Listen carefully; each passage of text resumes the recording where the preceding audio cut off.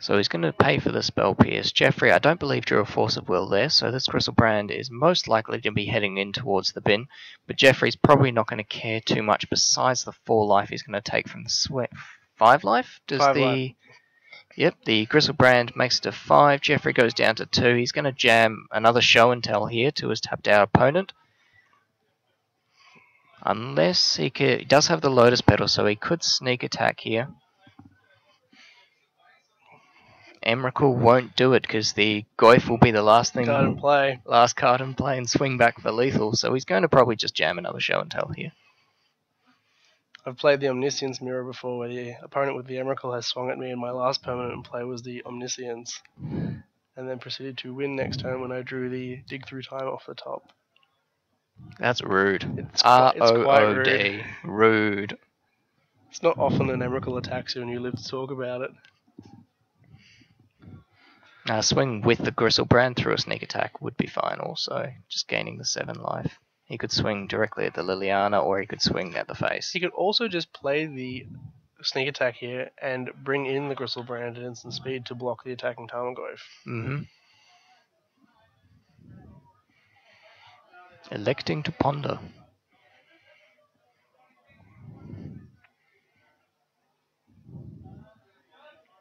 That's a big red card. Force of Will on top. I'm assuming the red card is a sneak attack. Whatever the third one was, it wasn't good enough for Jeffrey to want it.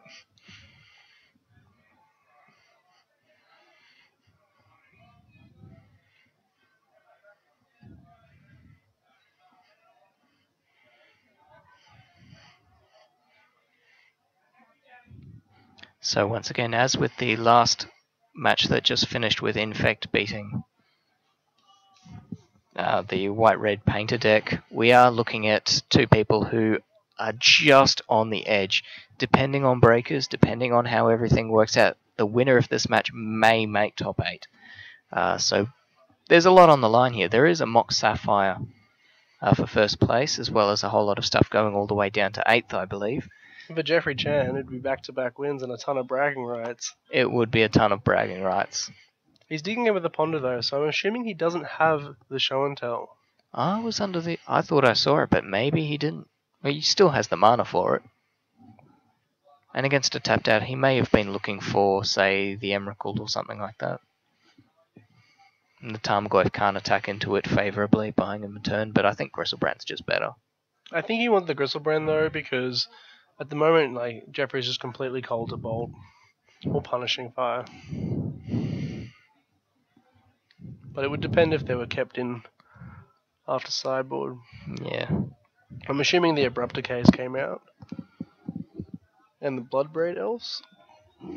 But there was a lot of cards that I think Jatay might have sideboarded in.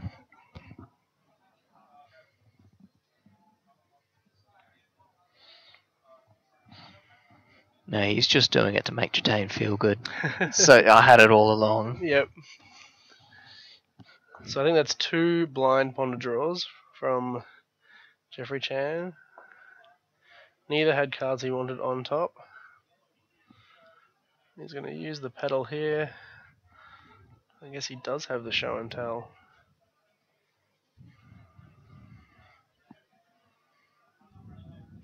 He's just hoping Jatane doesn't have Another Liliana. Big creature. Oh. Oh. He must have drawn that off the ponder. Why would you have? Maybe he was hoping to cast an Emrakul and a Griselbrand. That way. Oh.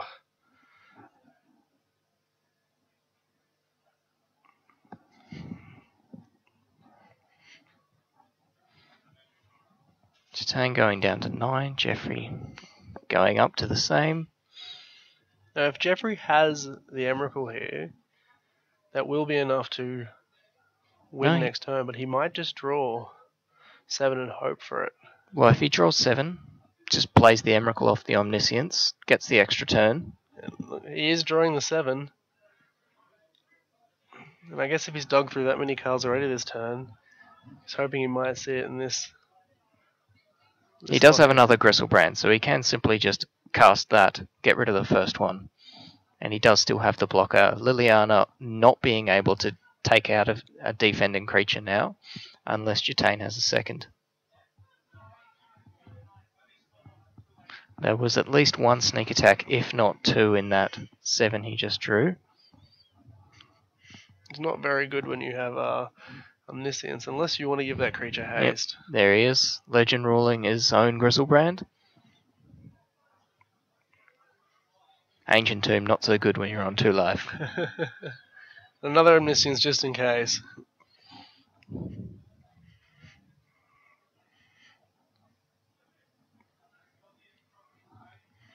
And discarding that Ancient Tomb you talked about.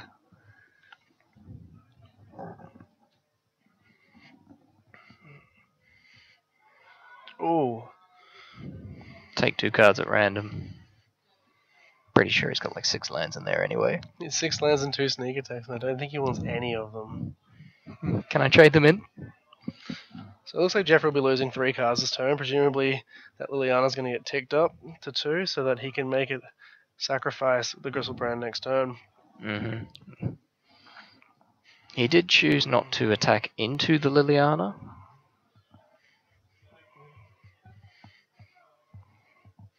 Bolt. There you go. Does he have the force? Oh. He's going to gain 1 life, go up to 3. No, he can tap the Grover the Bone Willows for colorless. Okay, 1-1. Jeffrey Chan 1. Jatane also the same. It's interesting. Interesting. Do you think Jeffrey drew poorly there? Well, he is running 4 Emrakul in the deck, so I think digging through, 14, 20 cards that turn, you might have seen one. Oh, he didn't draw through that many. He drew 7 off the Gristlebrand, 4 off the Ponder, 4 off the Ponder. 7, 8, 15.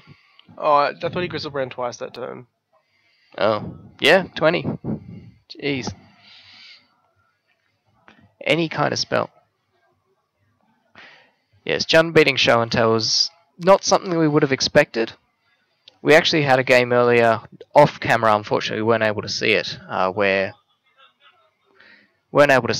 the Shardless Bug managed to defeat Burn, and that was not something I was expecting. Shardless Bug beating Burn. It was only game 1, and Burn did win game 2 and 3. Yeah. Was it just like a race against Price of Progress? We didn't have it on camera. Oh. Price of Progress is always one of those cards that scares me whenever I play. Against a red deck? Oh. Just play Miracles and don't care. Well, my pet deck is a Cloud Post deck, and it got so bad that I cut all the non-basics other than the Post lands and a few of the utility ones, and I run purely just basics to avoid Wasteland and getting blown out by Price of Progress. It is funny to watch the Burn player get a bit confused when you're trying to race them with Glimmer Posts, because there's a sweet point where you can gain more life and they can burn away from you. So going into game 3 here, if you've just tuned in, you're tuning into the Next Level Games Eternal Masters Legacy event, hosted by Next Level Games, obviously, and supported by Sneak and Show, who are running the stream. That's where you are watching this. We had 67 players here today, which is very, very nice. I think it's the highest number of players in a Legacy event in Australia in 2015. I believe it's the highest of all time? I think Masters has traditionally been the biggest legacy events. I know this broke last year's record. Yeah, with the vintage events, Masters has always been Australia's biggest event, starting with Legends and then Masters in the following 4 years. Legacy has, on occasion, been surpassed by one of the Australian GPs. Oh, okay. So the GP Legacy events are generally quite large, also roughly 40 to 60 players. Okay. I do know GP Sydney last year beat us by 2. 2. They got 62 and we got exactly 60. This year we got 67. So that's... I think we beat the GP for this year, though. I think they only had high 50s. It's good to see that Legacy is getting bigger and bigger, even with Modern gaining popularity. I think people are realizing that, that the cards in both those formats will tend to overlap. And the card pool is so diverse that you can play and build so many decks and even lend them out to your friends. Yeah, once you've got 2 cores, generally a lot of the cores don't mix and match with each other. So if you've got the blue deck and you've got a Jund deck, a lot of the cards don't overlap. So if you do have both, you're able to mix and match, not mix and match, sorry, but lend out the other core, and generally they don't have to borrow too many more cards. When we were first building Legacy in Brisbane, we initially had decks that we'd specifically picked out so that they had cards that didn't overlap. So you had Goblins versus Elves versus Merfolk versus Burn, and then there was So I hear you like creature decks. I like being able to play Legacy, and having 4 decks to lend out was really what I was aiming for. Yeah, we have I believe one of the Star City Games authors wrote an article series around that. I believe it may have been Carsten Cotter regarding Legacy shells starting with LEDs and then moving into either Storm or Bazaar or Dredge, and then having the Ponder Brainstorm Forces and then moving into either Rug or that sort of thing, starting with Wastelands and then moving into Fish or... I've always felt starting with LEDs has been a mistake that is commonly made by Legacy players, though, because it is so narrow.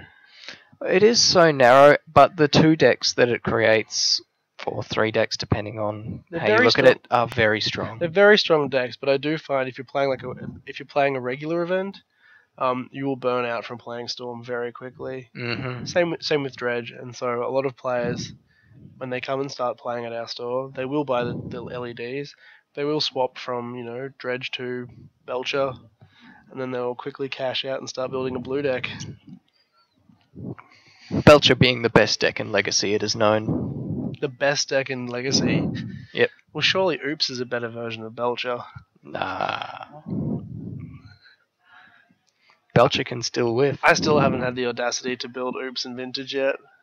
No, Oops is not a deck that I really want to be playing with and or against.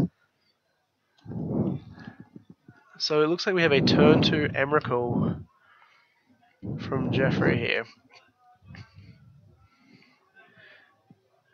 And did Jutane flip the Verdant Catacombs, I presume? Yeah, so definitely the only out here is Liliana. And ouch. Does Jeffrey have the force? Does he just have not the nuts, but pretty close to? Discard a card? We both discard a card? I think only one player discards the card in play. Hey, but at least he's reloaded his deck with an Emrakul and a Show and Tell to draw into. So next time he draws 25 cards, he might hit one. It's going to be an uphill battle for Jeffrey here, unless his hand is absolutely just loaded. With him discarding a card every turn, it's just going to fall further and further out of reach. He does have 4 mana here. This was possibly representing a sneak attack, which on field, Jutane is not going to be able to... Jutane's not going to be able to interact with that. It's not hit by the Abrupt Decays, which have probably been taken out. Rebs, anything like that, are not going to hit the sneak attacks, so that just turns every top deck Jeffrey has. Even if he gets down to no cards in hand, unfortunately Jutane is not able to cause Jeffrey to discard the top card of his library. Pyroclasm.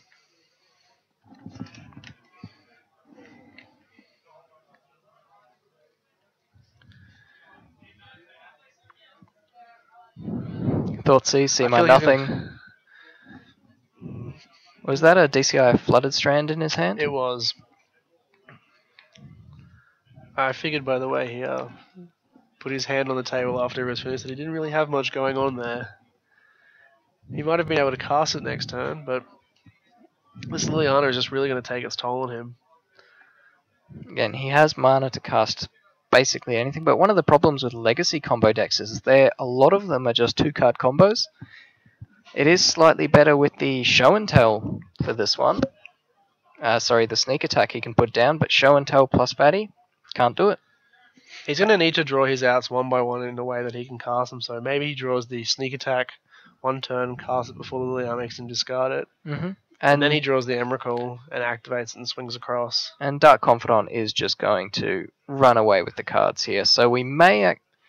Obviously, Legacy, very powerful format. The combo decks are going to be able to do whatever. He is also going to have Brainstorm, be able to brainstorm into... keep cards safe. And put them into the order he specifically needs. But this is a very tough spot. Him losing a card every turn and his opponent gaining one extra... I just don't see it happening. Do you think it's worth Liliana actually minusing the 6 and separating his lands? There's no point. The value that he's getting here from Liliana with his opponent just being on one card perpetually, it's too good to give up. Discarding an Emrakul and reloading his deck again. For when you draw 25 cards. It is interesting that Jeffrey is not running Dig Through Time in this list. Well, as we've said before, he is choosing to play the Omniscience, which is play Dig Through Time, but look at all his high costs. He's got Gristlebrands, Emrakuls, Omniscience. He still does have a lot of the cantrips and stuff. Yeah, things like the Lotus Petal are going to help fill up his graveyard. I suspect he just hasn't updated his list from last year. Okay, so we only have 5 minutes left in this round, in the final round, so Jitane is actually going to have to find a way to finish Jeffrey, but between the Bob and the Tarmogoyf, that seems fine. At the moment, it's looking like a 4-turn clock here. Oh. A red Elemental Blast just stopping any of Jeffrey's plans to find some cards and store them away.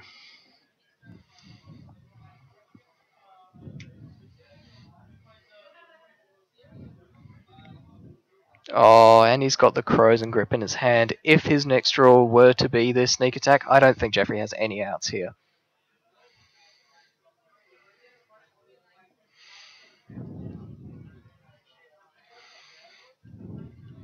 Yeah, turn 2 Liliana is quite a horrible thing to play against. Yep, well, he does have 4 of them in the deck, at least main board. So he's going to have more chances to actually get them.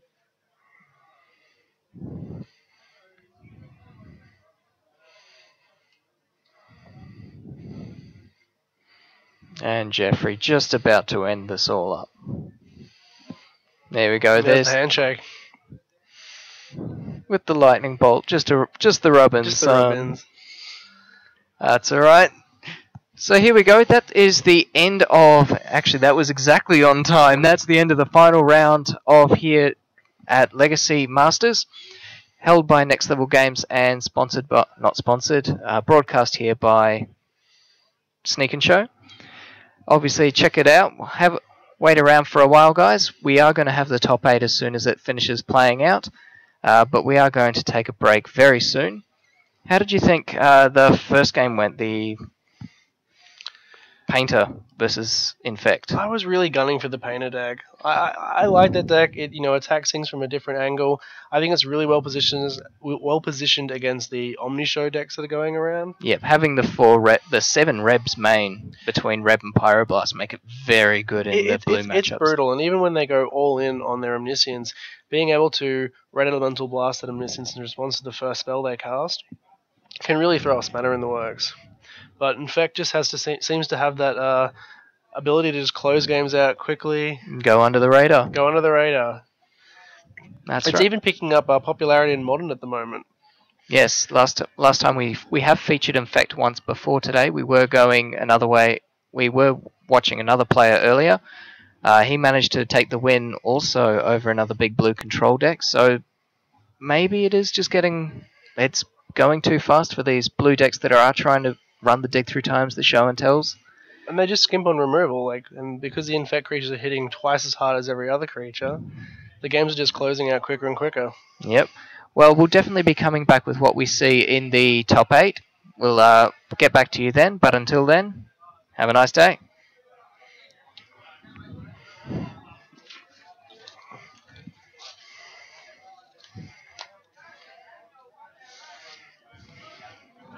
He's not.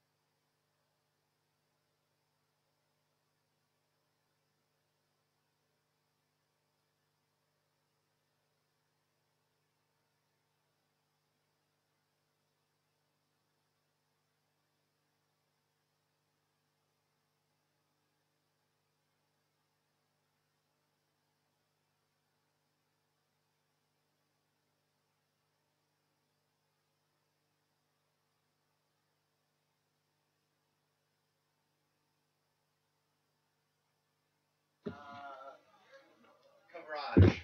Yep. Who do you want in the quarters? We're just working that out now. Be 2 minutes.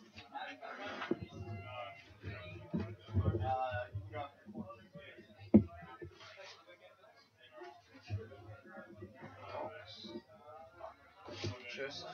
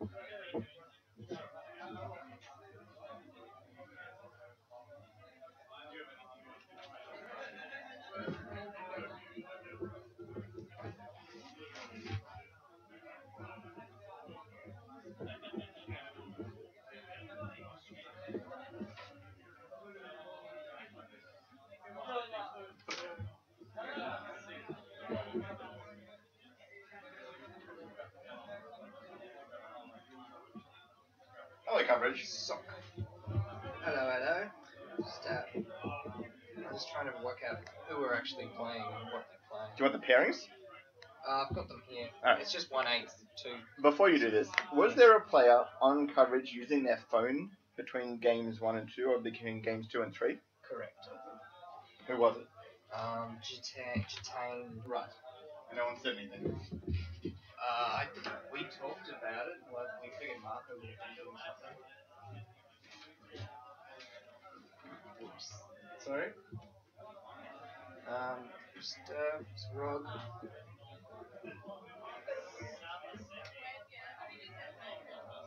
King versus Brigado. 3 Rug decks. 2 infect decks? What's Brigado on? Shardless. So Boom versus Rug. Or do we want Omnitel versus Dredge? No, I think Rug versus Shardless. This one will happen too quickly. Either they can direct each other. So I reckon you table want 1, table 2. Yeah. Okay.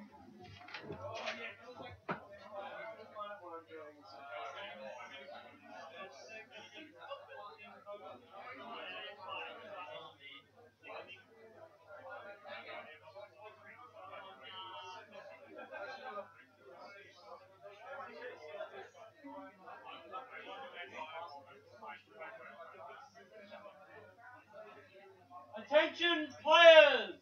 If your name is up on the screen, can you come up and see me? Also, attention players. Just note that competitive REL, you may not use electronic devices during a match. If you are between games, you can't use your phone or anything like that. That's really bad. Oh, hey guys.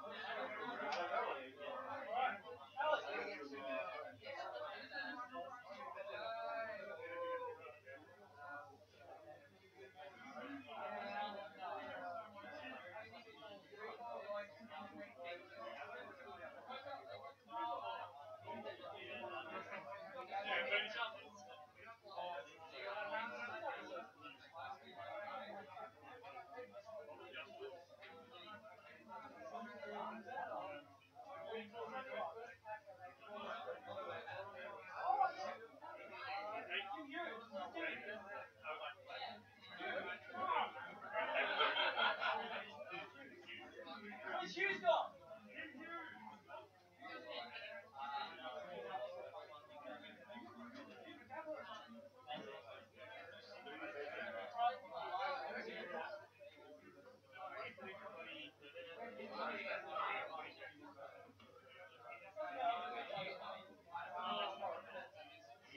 You're right.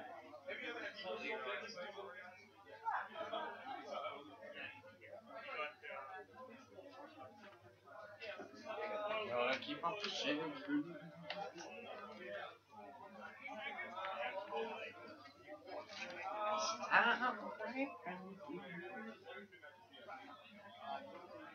So I'm gonna do the quarters with you.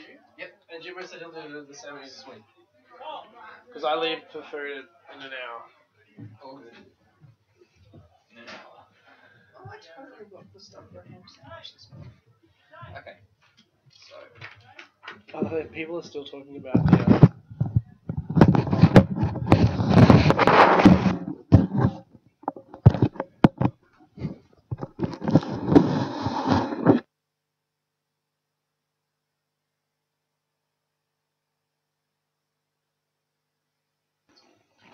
Howdy folks, welcome back to Next Level Games Eternal Masters Weekend. We're back with the Legacy event. We're going into the top 8 now.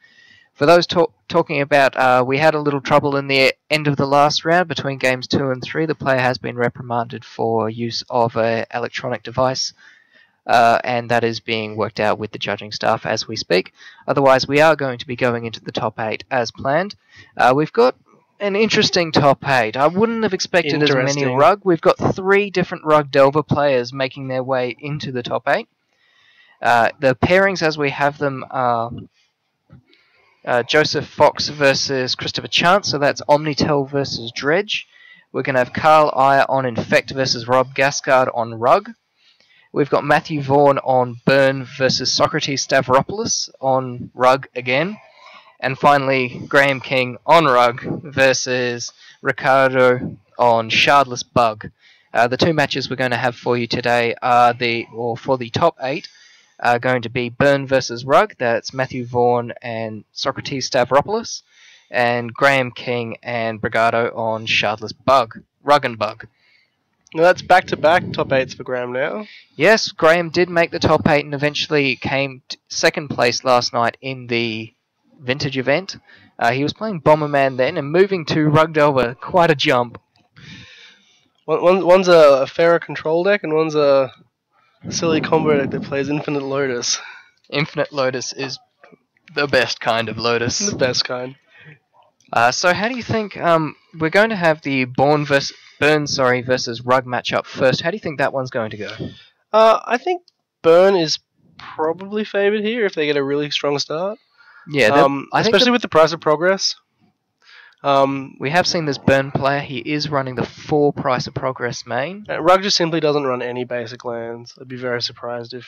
No, we have seen our Rug deck earlier today. Sorry, we have not seen this particular Rug deck yet, so we will need to check his list, and we will do that as soon as we go down to the table. But I think Burn should pretty much have this. Yeah. I think the Burn deck is strongly favoured in a field full of Rug. The price of progress is just simply too strong. And he's running 4 in the main deck. A lot of Burn decks and split them normally or it's even about put them all 2. in the board. But 4 is a really sweet spot to be. Probably not as good as against like the Omnitel deck and the Dredge deck later on that doesn't run very many lands at all. Yeah, still 2 mana for 2 damage against Dredge most of the time. But I think he has enough burn to deal with pesky Delvers. He won't be able to push past those Nimble Mongoose. Or the Tarmogoyf if it gets out later in the game or is big enough early. If he gets instant Ana Sorcery as well as the fetch land into the graveyard. Unfortunately, the Goyf is just going to get out of burn range. But normally you can sort of just push around the sides. If you have you enough just creatures, 2 burn spells like- to the face is faster than 1 Goyf bashing. or even just being able to have drop a couple Goblin Guides early. The haste is really brutal on that card. I think we are going to go back down to the tables very shortly. But what about the Rug versus Shardless? I spoke to Graham King earlier very quickly, and he, as the Rug deck, thinks that he's very, very behind. He expects it to be over quite quickly. What kind of Shardless Bug is it that's Old being school run? Shardless, straight With, into... Ancestral Visions? Let me just pull that out for you. I don't believe that the Ancestral Visions version is being used. I think he's just going straight into the... So, not quite the Damars. He's going more for the just removal spells. Removal spells, extra value, things like, free him to Turax off Shardless Agents. Free him to Turak. I will never put away a free him to Turak. Actually, I will, if my opponent's holding 2 Obstinate Balons. Quick, gain 8 life, put 2 4/4s into play. Yeah, Shardless Bug has been proven to be quite strong in the Brisbane meta. There's a few players that play it, and that are regularly winning events. Yeah, I think it's a deck that Events with definitely it. got a lot better with the restriction of Treasure Cruise. Yes, and it's got some new tricks too. It's got things like Taziger. I've even seen some lists run Gurmag Angler and Hooting Mandrills. We saw Gurmag Angler used to great effect in the Berg versus Rug matchup earlier, and I think we're about to go down onto the tables.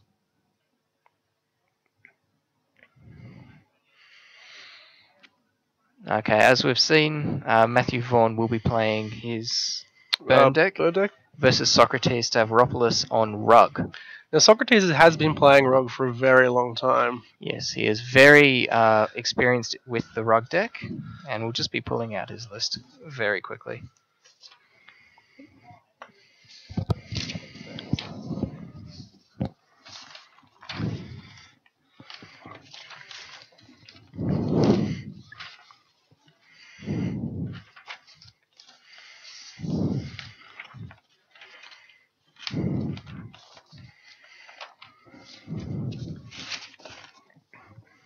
So as we saw earlier, he is running my favourite card in this event, basically the one of Barbarian's Ring.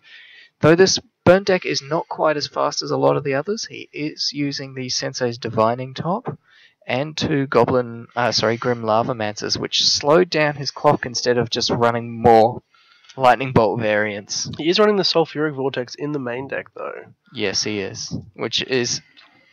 I've always loved that. Against Miracles, it's amazing. It's an amazing card, and, you know, it's a very strong card in Cube, and just the impeding clock that it puts on the defending player can be quite unnerving.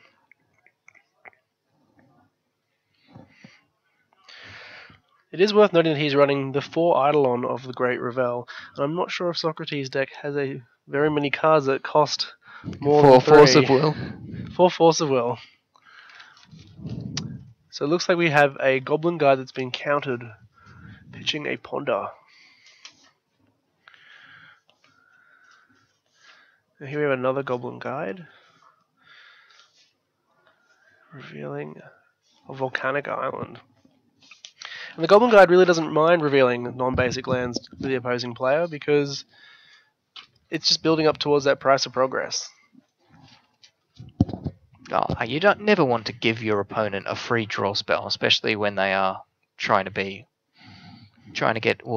get more spells into their hand, because you don't mind them actually putting that Volcanic Island onto the field, but you don't want them to then draw the card underneath it. I do like that Matthew has gone full out with the Fire and Lightning Mountains. Fire and Lightning Mountains, Fire and Lightning Riftbolt. Is that Fire and Lightning? No, it's the FNM one. Oh, FNM. But I have a suspicion this might be a completely foil deck. Okay, now, is there any cards? Can we foil out a Fire Blast? Yes. Can we foil out Price? Yes, Fire and Lightning. Fire Blast was an FNM, I believe, from years ago. Barbarian Ring can be, the Fetches can be, Lavamancer is expensive, but can be. Yep, I think the Sensei's Divining Top will cost him. In dollars. I think a few of these cards also have cheaper printings as well. Both the Barbarian Ring and the Chain Lightnings were printed in Fire and Lightning. The Sensei's Divining Top was in the FTV version. And just having a quick look at his sideboard as well. Yeah, this can be a 100% foil deck. I think Socrates' deck is 100% foil as much as it can be, but you're not going to be able to foil out those dual lands. Here we go. That Grim Lavamancer represents on-board trick that he can just use to stop any of his the Delvers from hitting play and not have to waste another burn spell on them. Be very surprised if Socrates doesn't burn this Lavamancer as quickly as he can. Yes. The impeding clock that it represents. Particularly as he is only on 11. And I think he has enough fuel in the graveyard to at least activate it 2 or 3 times.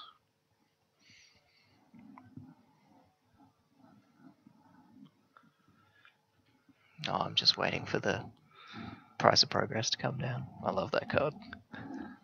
It's such a beating. I think the most I've been priced for is 22. I was going to say I was priced for 12 once, but you definitely win that. Yeah. Cloudpost is a very land-hungry deck. Yeah, so Socrates down to 10 with the fetch land. He hasn't yet put anything down that can really threaten Matthew. I suspect we might have a Goyf come out here to try and block any of the creatures. And be out of burn range of the Lavamancer.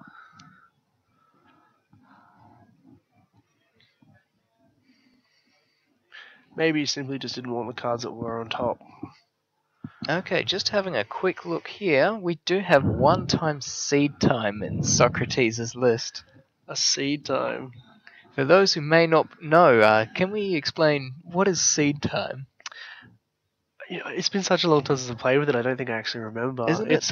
I think it's if a blue spell was cast this turn, you may cast Seed Time, and then you take an extra turn. That sounds amazing. Not particularly good against this red deck here. I do like that the card he has crossed out for Seed Time is also Plax Manta. I can't even tell you what that card is. Plax Manta is an instant speed Beast, I believe, and I think it gives your other beast Shroud. But I'm gonna have to look it up to just double check. And I think the only Okay, reason I there's know 6 that damage off the price. Matthew down with only 2 cards left in hand. The price of progress will hit Sock for 6 there. With no counterspell for it. Flaxmancer gives Shroud to other creatures you control, which is interesting in a deck that is already running 4 shrouded creatures.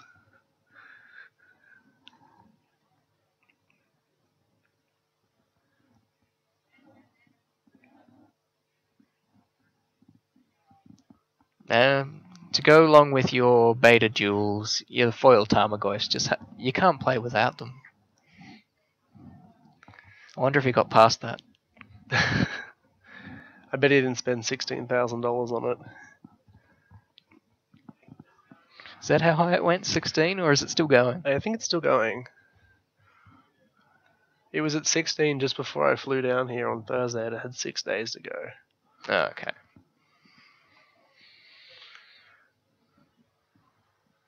The top of Matthew's deck looking very live.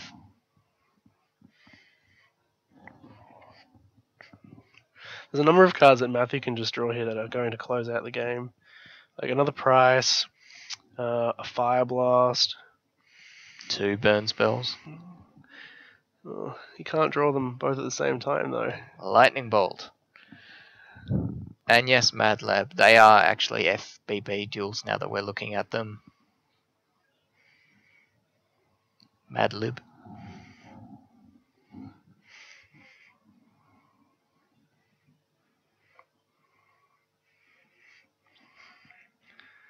That Misty Rainforest is sitting there looking pretty, can't actually be used, and is really only going to fuel that price of progress now. Price of progress. Activate my... oh. Now So that Socrates looks like here attacking 7 with damage. both creatures. Hopefully there's another creature to back it up. Does he have any of the hasty dudes? Oh, In the Goblin burn Guides? deck? Goblin Guide. So he's not just thinking of what was in Fire and Lightning. He's not using any of the Hell Guides. And...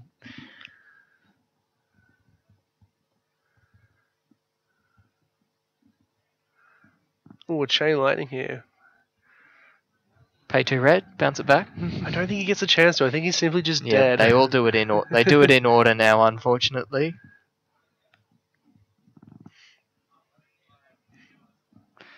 Okay, Matthew Vaughan up a game against Socrates. Looking at the sideboards here, Socrates has Pyroblast, Submerge, Reb, Ancient Grudge, Annul. None of these things are really relevant. He might bring in the Pithing Needle.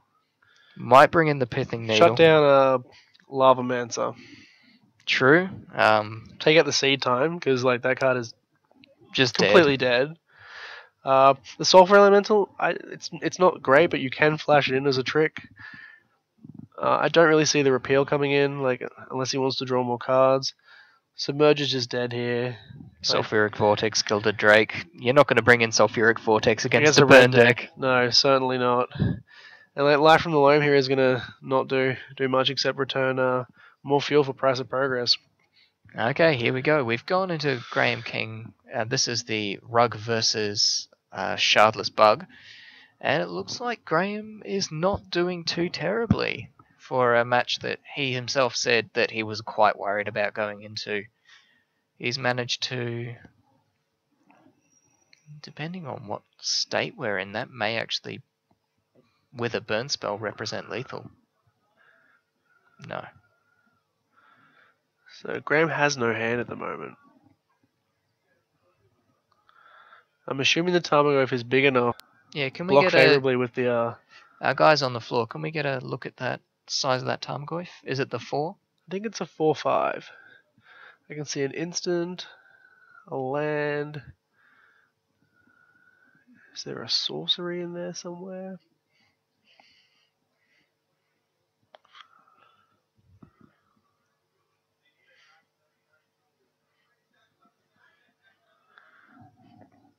That's a flipped Elvenair.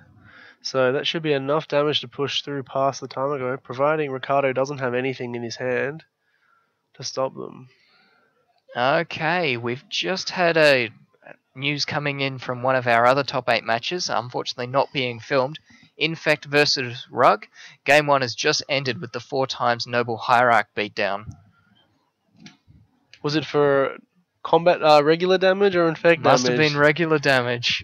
There's no way to give your creature infect in that deck. I've so seen a couple of interesting decks attack with creatures that really have no business attacking. I saw the Laboratory Maniac deal 10 damage in a game before a Tendrils for 7 could finally kill his opponent. Last night we saw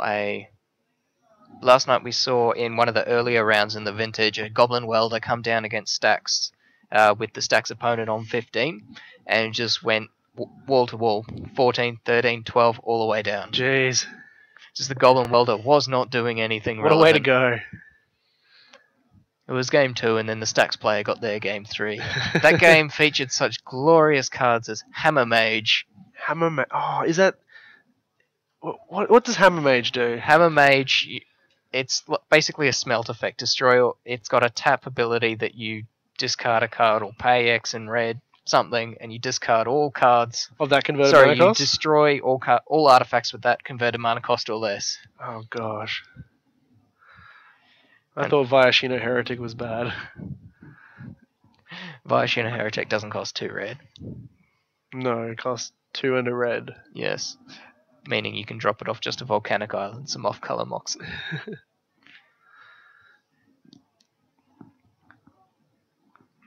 For those of you who have just joined us, this is the Next Level Games Legacy Masters top 8, actually. We've got, in our top 8, we've got 3 Rug decks, Infect, Omnitail, Dredge, and Shardless Bug. We haven't had any final results for our top 8 match, and they will be passed through to you as quickly as possible. And looks like we're going to go into game 2 for our Burn deck versus Rug. No, I don't know. I don't always like it when we've got multiple of the same archetype in the top 8. So I'm rooting for Burn here. I do like it when there's multiple of the same archetype and they get punished by one deck that just attacks them at the right angle. And I think Burn is that deck here. Having a look at this this top 8 we've got here, who do you think is going to win in the Omnitail and Dredge matchup?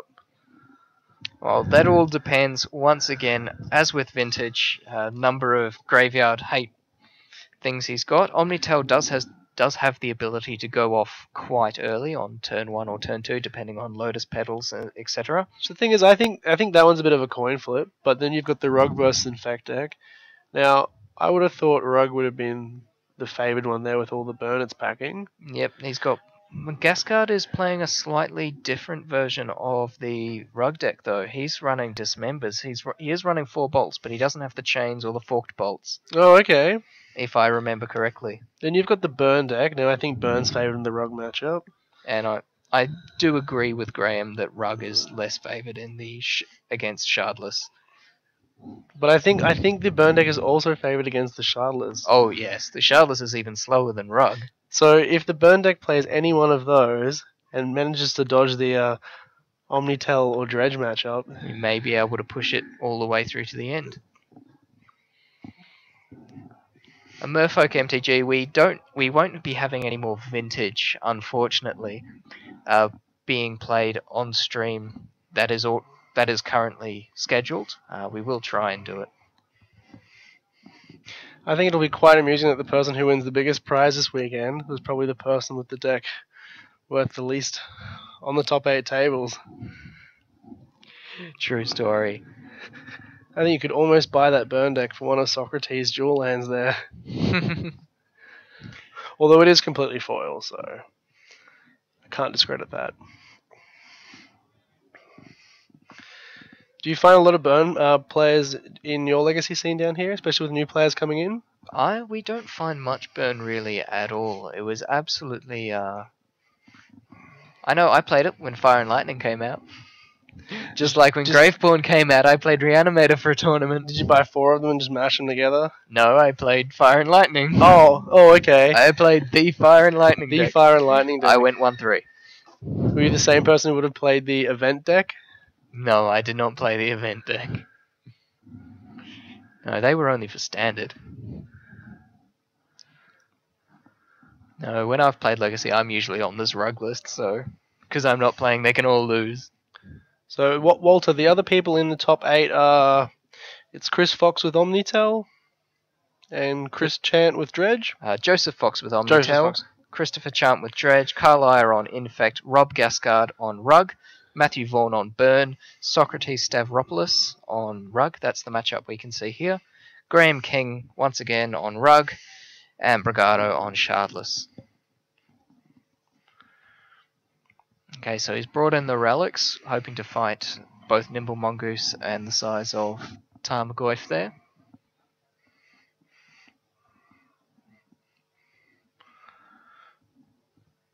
Socrates on one land. Looks like he's dazed twice, presumably on the Chain Lightning and the Goblin Guide.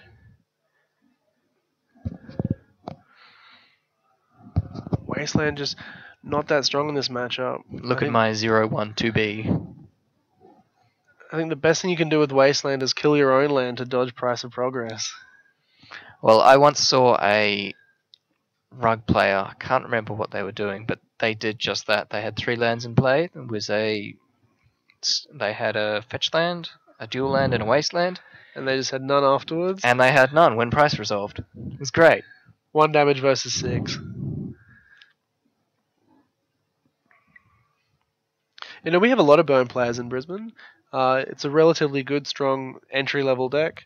And a lot of people start off with it, they get a taste for Legacy and they move on. And I think the torch gets passed along from time to time because I have a friend that wants to play and they've moved on and built some kind of blue-based deck or Maverick deck. And so the red deck, which has none of the overlapping cards, it's a good way to get your friend into playing Magic and then actually buying their own deck. Yep, Once they get burned out playing it. Price of Progress number 1. Interesting he chose to do that main phase rather than wait until after the Tarmogoyf could have attacked. I think the point of doing it now is just so that he can't use the Wastelands on his own tropical island. Because True. the clock that Socrates has is far bigger than Matthews, and he really wants to make sure he gets that 4 damage through. Mm-hmm. No, Rug is doing what it's does best here, and that's just attack with really cheap, efficient creatures. There's not a whole lot he can do to counter what Matthew's doing, and even his counter spells like Force of Will, you lose a card, you lose a point. Mm-hmm. This is icing for burn. They just want you to have less and less of a life total. The clock here is super quick with Tarmogoyf and Delver.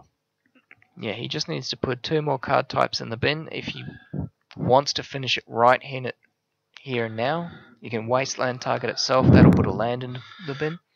We've got another relic here, which is going to make the Tarmogoyf smaller. Again.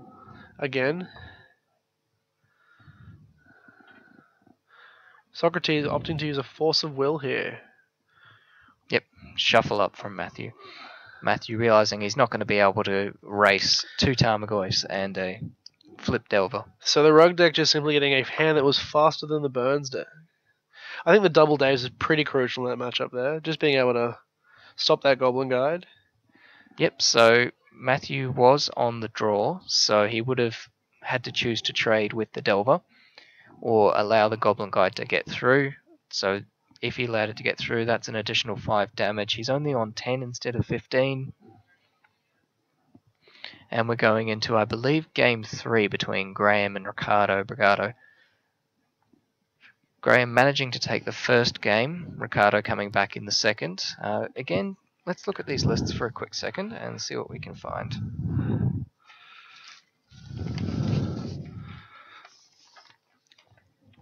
So I imagine Graham is playing a fairly stock. Yeah, Graham, Rug. I believe, is using Rugless. his flex slots are the 2 Spell Pierce, 2 Forked Bolt, and 2...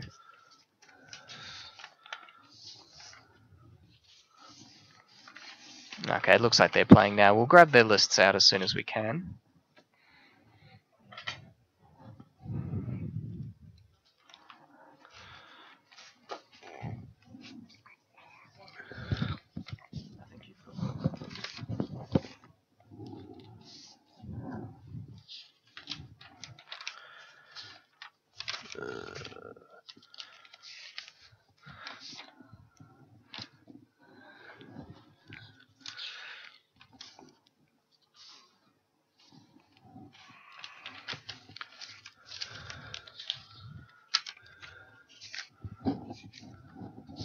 Yeah, so Graham flex the 6 flex slots for Rug Delver. He's using Spell Snare, Spell Pierce, and Forked Bolt, 2 of each.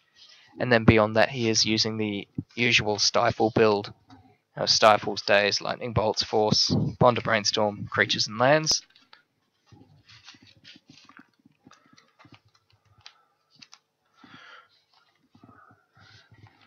So it looks like Graham may have opened up with 2 Wastelands in this game. Bug deck struggling to just keep mana sources on the board. Now this Delver wants to flip, which unfortunately it looks like it's not going to. And Ricardo going down. Tarmogoyf. With only lands in the graveyard, it's a 1-2. Well, the Delver hasn't flipped either, so this army of 1/1s is probably the angle that Graham's attacking at here. Ricardo choosing to smooth out his mana base here with some basic lands to not get blown out for the last 2 wastelands in Graham's deck. Well, this is post-board, so he may have seen... Okay, so he is not running any Price of Progress, which we've been mentioning a lot in the burn list, which sometimes finds its way into Rug as a way to just close out those games where you need to be as fast as possible. Is very bad in Bug. Against Bug. No, it's very bad in Rug. It does hit you for 6, but if you've hit them for 8 first... That is true. It's also a funny way to draw out the game.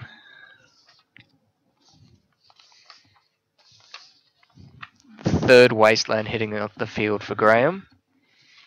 I believe that's only 4 damage. Elects not to cast an instant or a sorcery. Yep, that... We've just had word that Goyf is indeed a 1-2 with 5 lands in the bin. So it's... The Abrupt Decay here, going to end the Insectile Aberrations Reign of Tyranny. But it looks like Ricardo's... Oh, no. The Misty Rainforest is probably going to smooth out the mana base here and get him An a island. blue source. He looks like he's got his Presumably own... an island. He's got his own Tarmogoyf in hand, so... That will stave any bleeding off from the Tarmogoyf coming in if he elects to cast that. Tarmogoyf He is now actually is a fetching 2/3, right? With an Insectile Aberration in the graveyard and an Abrupt Decay. Plus the land, 3-4. 3/4 indeed.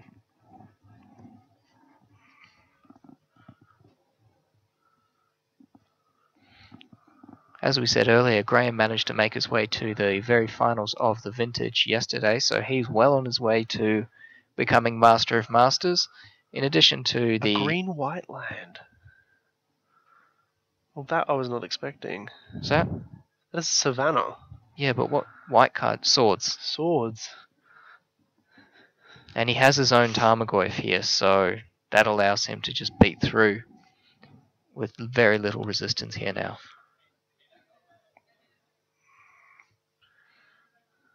Though playing it that way opens him up to Daze, opens him up to Force. Graham here deciding whether he wants to pay 1 or whether he wants to hardcast that. It's going to add blue and hut. Yep, so it's Daze, the Wasteland's going to come down.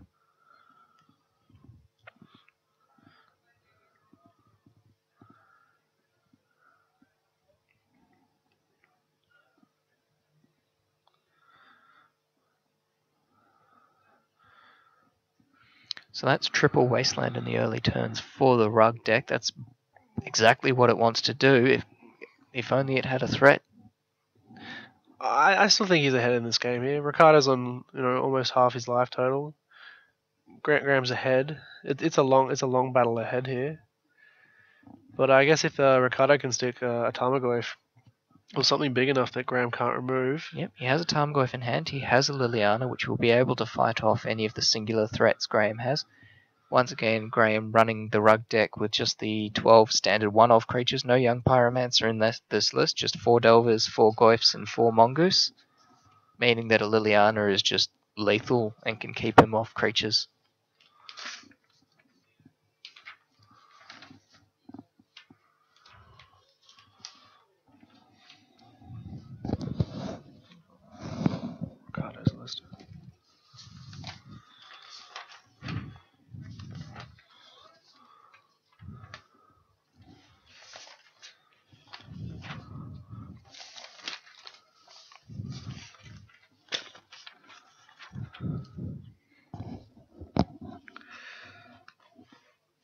So we have just pulled up Ricardo Brigado's list here. It is not quite the Shardless Bug deck I was expecting it to be, because it is electing to play white for things like 4 Meddling Mage out of the sideboard. I'm That's assuming that's a very concession to interesting the sheer numbers of Omnitel decks that are going around here. Yep. It even looks like the Swords to Plowshares that he played is a one-off. Yeah, he's splitting the interaction with his opponent as 2 Thoughtseize to him, 3 Force. So that's a slightly different... That Savannah is even sideboarded in.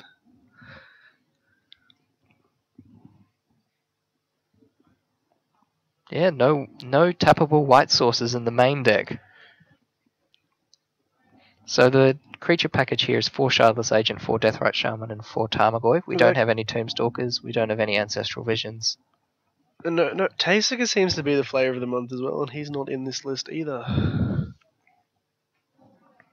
Okay, so we've just had information come from one of our non-featured matches. We have Joseph Fox on Omnitel defeating Christopher Chant on Dredge, 2-1. So we do have Omnitel going through into the next bracket, into the top 4 bracket.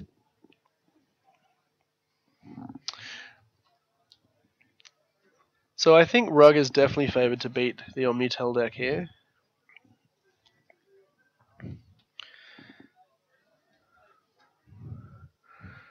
But I have seen Omnitel, have seen Rug decks just get really terrible draws and not be able to keep up with the sheer number of card advantage that the Omnitel deck pumps out. I myself personally was running Briseyu in the sideboard to make sure that I could just resolve my dig through times. Oh no, and that Submerge earlier just hit that Tarmogoyf that we saw come down.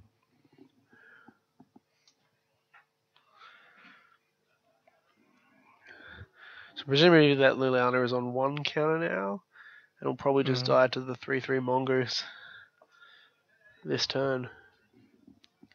Looks like Ricardo is shuffling it through a Sylvan Library there.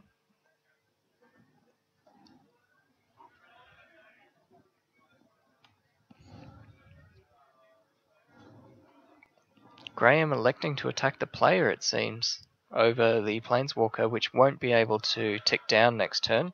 Maybe he's planning on attacking through... Oh, Forked Bolt. Forked Bolt. I assumed he had something to deal with it.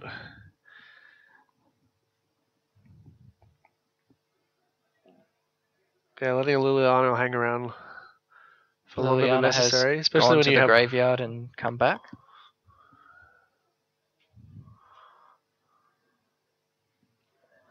I thought there was no possibility of regeneration. I think, is Forked Bolt purely only creatures? No, that can't be right.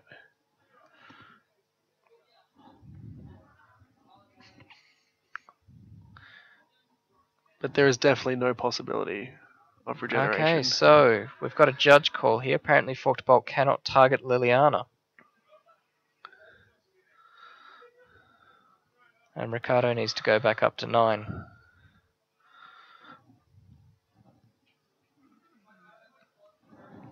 This is a... No. Forked Bolt deals 2 damage as you divided as you choose among 1 or 2 target creatures and or players. Okay. Not sure what was happening on the floor there.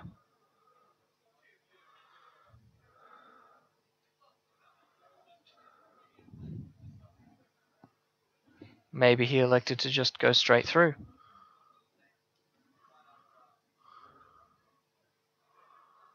Oh. I think those Tarmogoyfs have 5/6s now with that Sylvan Library in the graveyard.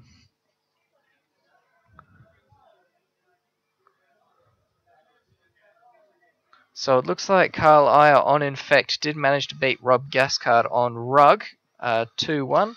So it looks like we have Omnitel and Infect making its way into the top 4. I believe that was Rug winning just then, so we're going to have at least one Rug player. And we're into our final game on Burn versus Rug, which looks like Burn deck may have just got there. We'll get that checked out for you very Yep. So quickly. Matthew Vaughan has won that game against Socrates. Okay, so Matthew wins that.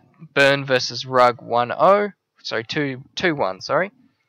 And that concludes our top 4. Top 8.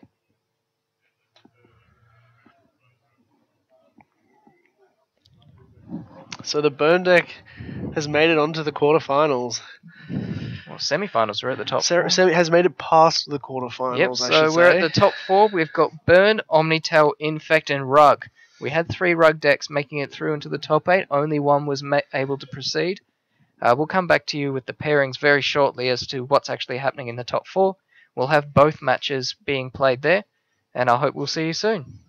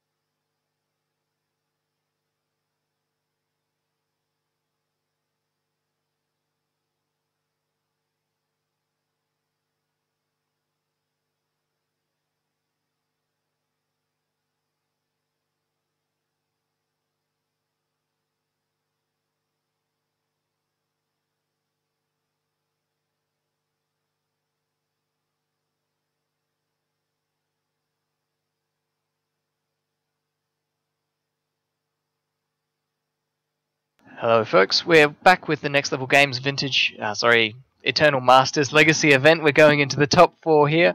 Proudly set up by Next Level Games and streamed here by Sneak and Show.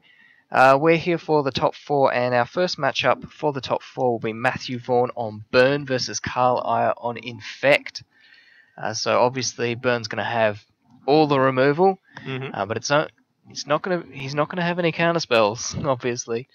Yeah, look, the red removal's tough to play against Infect. They've got pump spells always ready to fly. If you point a lightning bolt, they're going to invigorate. They're going to become immense. They've got it covered for the red removal. Yeah, it's a very interesting matchup, and it'll be great to see on camera. On the other side, we are going to have Rug versus Omnitel. Unfortunately, or fortunately, depending on your point of view, we started with 3 Rug players in our top 8, just your traditional Mongoose, Tarmogoyf, Delver. But 2 of them have been knocked out now, so we've only got Graham King as the last Rug player standing. Yeah, there was an interesting game between the Infect player and the one of the Rug players, where the Infect player drew all Noble Hierarchs and no other threats, and just got there with 4 damage attacks. Hit the life total. You're a 4-5? 4-5? Yeah, 4-5? What is Lightning Bolt? Not in the deck, apparently, so... That's alright. Well, we're probably going to go down to the tables as soon as that's all set up, and we'll see what's going on.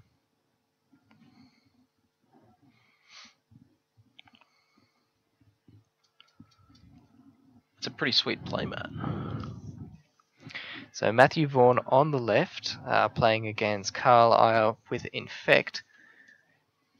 The Burn deck are slightly more suited to the longer game. He does have a couple of cards that belie a longer focus. He does have the, as we've said before, the Sensei's Divining Top. He does have the... That's an interesting one. 2 Grim Lavamans, which has been cut from some Burn lists. And of course the 2 Sulfuric Vortex. He does also have the full 4 Price of Progress, so Yeah, that's going to... They aim towards a longer game as well. allowing your opponent to get 4 or 5 lands out and then just dome them for 10. That said, with Infect, I'm not sure if the game's going to end up going that long. No, I don't think that's going to happen very much at all. Normally, a couple of lands good enough to get the job done for Infect.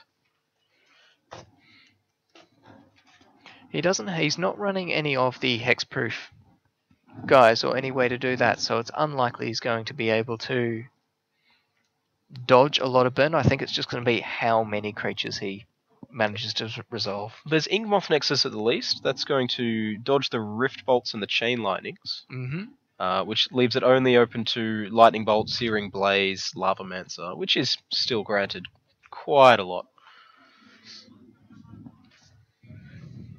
Steve in the chat, how you doing?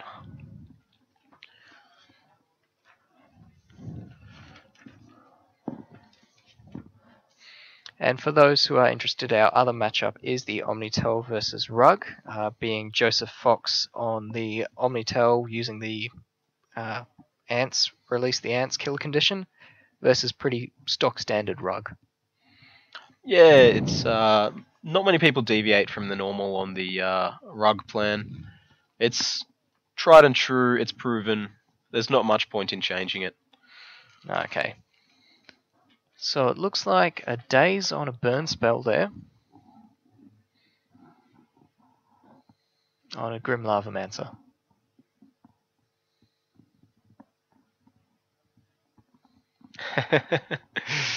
Steve taunting me in the chat.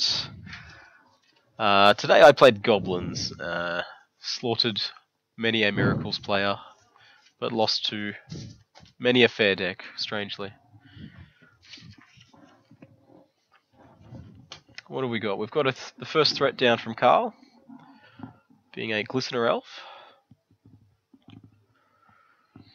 which is going to meet a Chain Lightning. So this is what Matthew really wants to do. He wants to run Carl out of threats in the early game and then just let his kind of more late game engines come online. Yeah, the sorcery speed removal is almost better in this matchup. If he's going to save it with a pump spell, you'd rather that happen on your own turn than... on your opponent's turn than on... On your turn than your opponent's turn. turn. On the burn player's turn, yes. That would be optimal. What would be optimal is winning. Well, we can't all do that.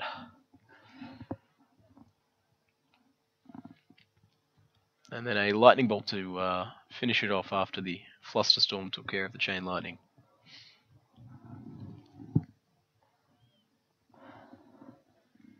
There is a 2-off Flusterstorm and a 1-off Spell Pierce to go along with the 4 Dazes and the Forces. Only 3 Force Will. So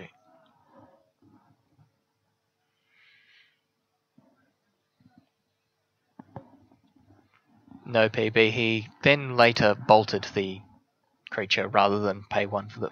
He could not pay 2 for the Flusterstorm. We see Karl's Graveyard filling up quickly. If he finds a threat, the Become Immense will be coming down.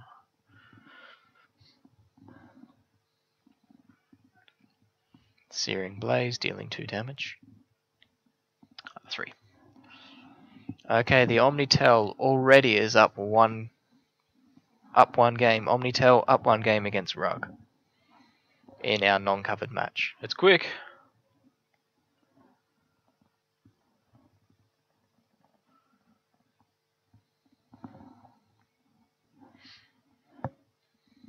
So Karl considering the Searing Blaze. Whether he wants to fight over it. And he will.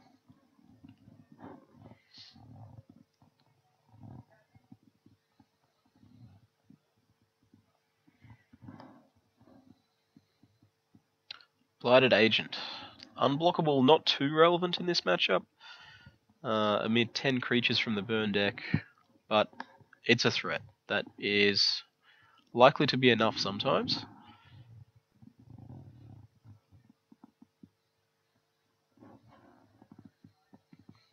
We see another Searing Blaze here from Matt. Most popular deck today. I've been told there was a lot of miracles in the room. The most popular deck numerically was Omnitel, so we do Really? have 1 player at 6, followed by 5 for Miracles. Now, Miracles did not make top 8, even though it almost made up a 10th of the room. Yeah, I saw 2 of the Miracles decks in the losers bracket. I had enjoyable games with both of them.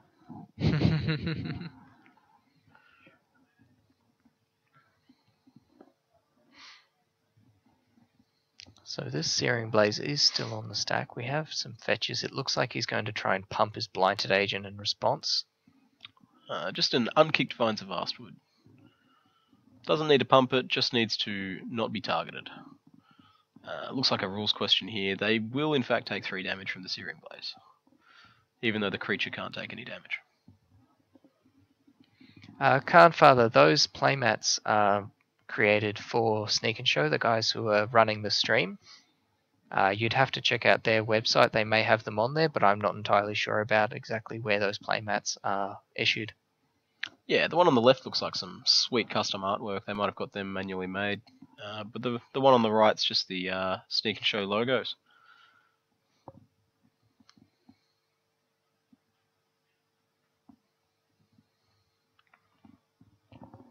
Yep, I can see that they are. I've just been told that they are available on the website, and you can purchase them from there if you're looking at them and liking what you see.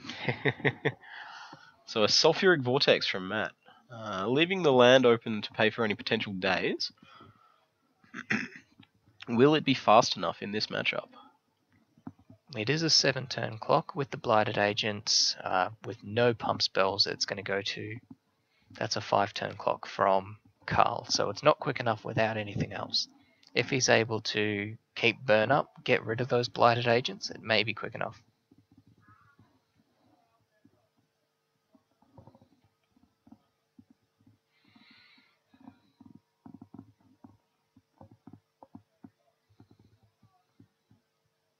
Matthew Vaughan taking 2 from his Sulfuric Vortex.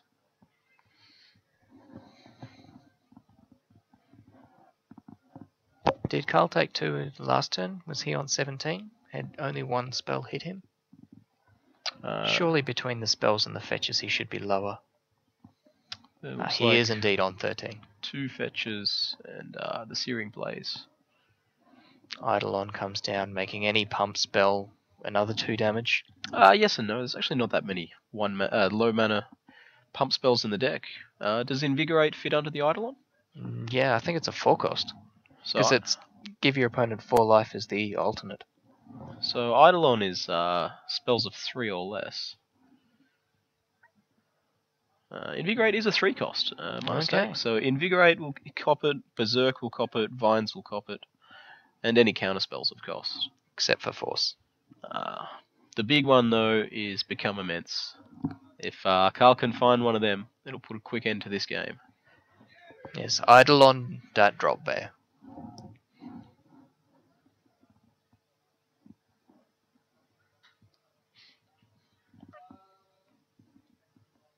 I'm at up to 4 Infect here.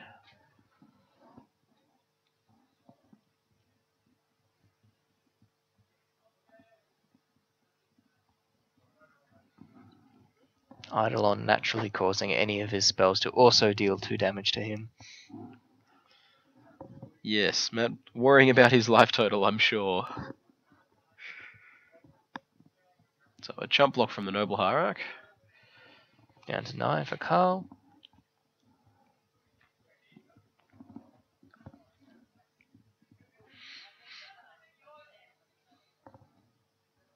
Coming across for 2. Will we see any pumps? No pumps, just the 2 damage. Both players being patient on pumps and removal.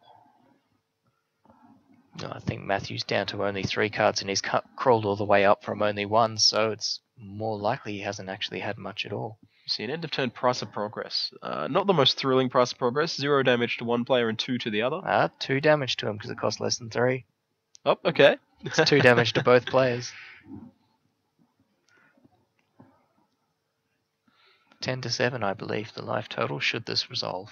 Price of Progress, a famous symmetrical spell. And it looks like it has indeed resolved.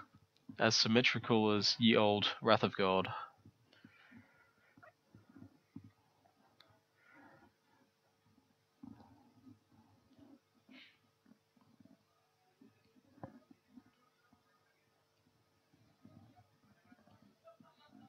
Three damage to you, 2 damage to me. He only needs to put his opponent on 2. I'm curious. Does Sulfuric Vortex interact with Invigorated anyway? Invigorated. Invigorate. Players can't gain life, right? Correct. And Invigorate's cost is to make your opponent gain life. You might have to call a judge on that one. Yeah, You are a judge. Yeah, look, you're not wrong. Carl dropping to 4, dropping to 2 off the Eidolon. And then that Sulfuric Vortex should just end the game. Unless he gets Fire Blasted.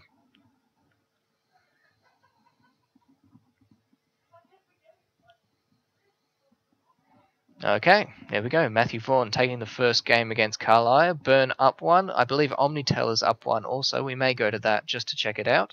See what's happening there, but we will be coming back to the Burn versus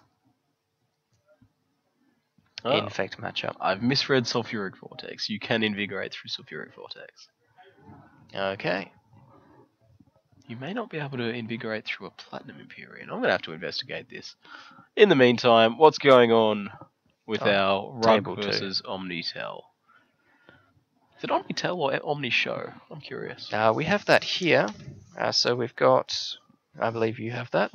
So yes, it's the Release the Ants version of... What do you call it though? Is it Omnishow or Omnitel? Omniscience. I've heard both. Well, alright. Okay, Rug gets there. Get to see him scooping up on that one. They're going into a game 3. Joseph having a quick look to see what the next card was. Was it good enough? Look, you should never do that. It's always so bad for you. I do it all the time. Just think about what was. Both players in this top 4. They're all made prizes at this point. Got plenty of people watching on. Yeah, a bit of a congregation around the feature match table there. We do have a Mox Sapphire up for first, remember, for this. And we do have plenty of other people. Plenty of other prizes all the way down. I think everyone in the top... top 16 was prizes, I believe. Top 16 were prizes. That's always a very good for 60. And so we are going to watch the game 3. Which game 3 do you want to watch? Because we're both shuffling up at the same time. I think let's go to the Rug versus Omni show. We've seen Infect versus Burn. Let's see what happens. Yeah, I mean, they might end up going to a game 3, and might be able to come back in for that. Yep, once they've finished shuffling up, we'll definitely go and have a look at table 2. So where are our viewers from tonight? Are we from Australia? Are we watching from overseas? We did have a couple of Norwegians earlier. Okay. That's great. They would have been in their evening. If you're from Australia and you're interested in Legacy, why weren't you here? Come on. Although I see Steve in the chat was here. We've got Paige going, we hope Omni wins. Omni show winning. If Burn does manage to get there, will make for an interesting game, to say the least. Lots of Rebs will come in for that. And it may be a bit more of an interesting match. If we get Rug versus Burn, I think that's just going to be Rug winning our largest event. Yeah, that's a bit of a Sorry, walkover. Burn winning our largest event, because Burn's just too quick for Rug. Yeah, it'll be a bit of a walkover. There's not much to do in that matchup. Graham there showing off his illustrious beard. Personally, I want to see an Infect in the finals. I don't mind what it's against, but... We're about to jump down onto table 2 into the Rug versus Omnitel match.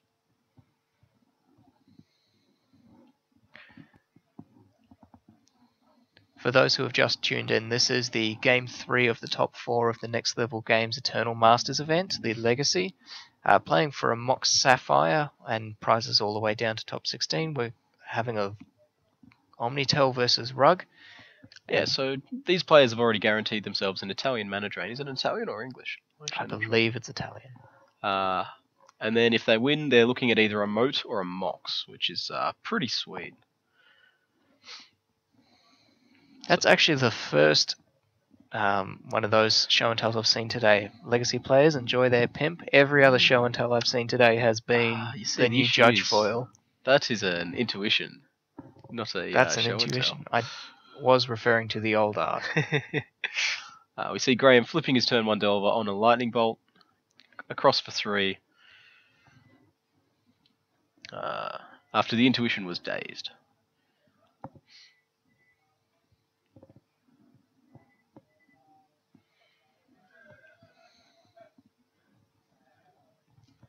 No turn 3 play from Joseph there. Joseph Fox going down to 14 at least. Didn't have a third land. Can see a Cunning Wish hiding in his hand. There it is there.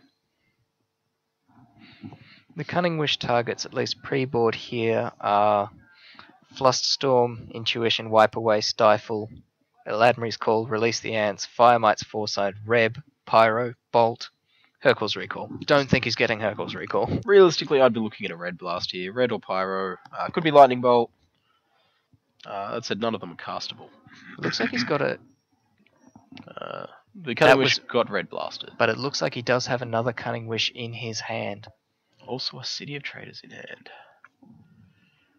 Can't do much with that much mana, not in this deck. Brainstorm from the Delver opponent. The perfect storm, you could say. Joseph Fox, I believe if this hits, should be down on 9, taking 3 swings from the Insectile Aberration. Yeah, our life totals might be backwards. We'll fix them up. America, Bulgaria, Perth, all over the place. It's very late for our American friends, or should we say very early. Well, when we started our day, you guys were going to bed. If you're in New York, at least.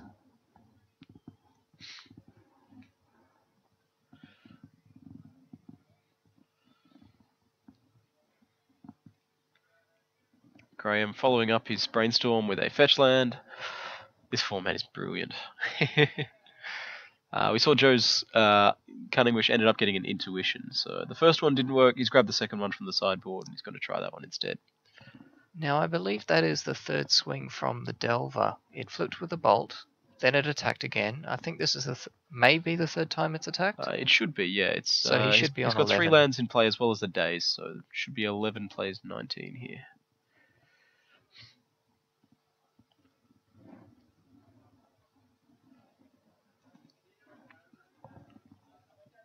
Early morning in Bulgaria.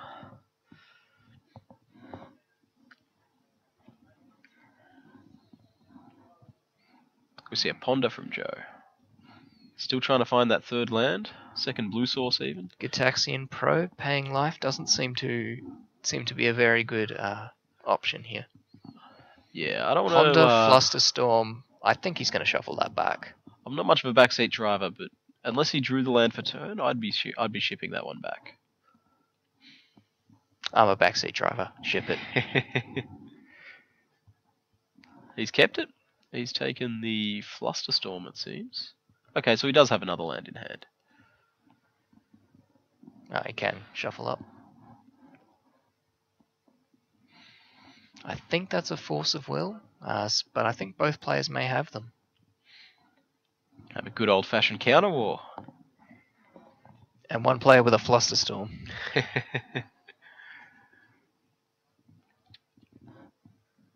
I actually didn't see many counterspells in the room today. Was there much? No, there was a couple of standstill decks, but they got beaten out very early. Right. Intuition.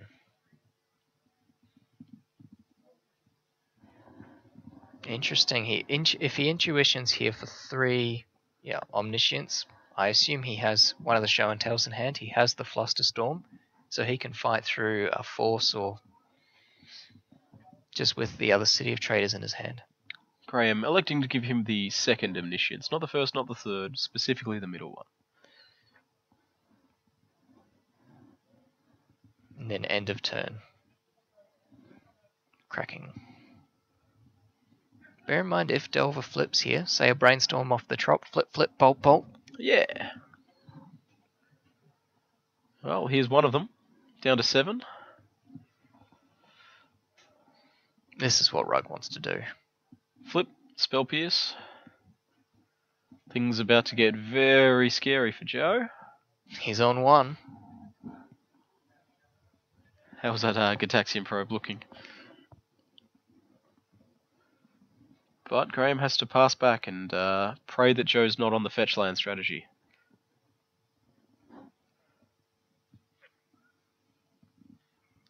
Another Force of Will drawn? Unfortunately, Force of Will not working right now.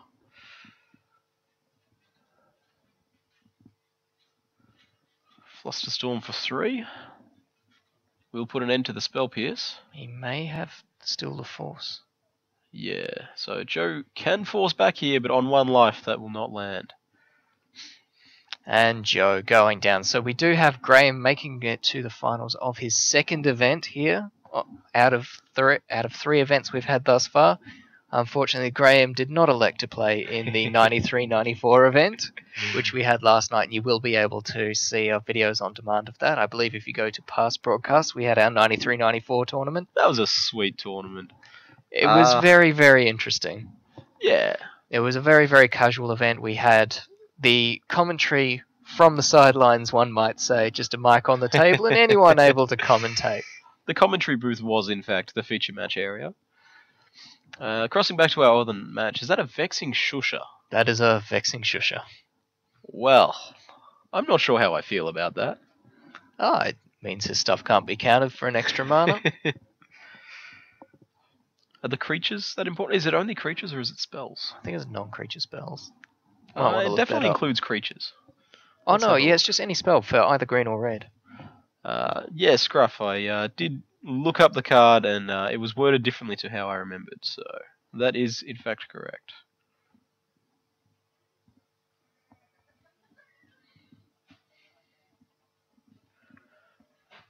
Vexing Shusha. Let's have a look here. It is any spell, target spell. So it wants to make sure that his removal spells are not going to be messed with.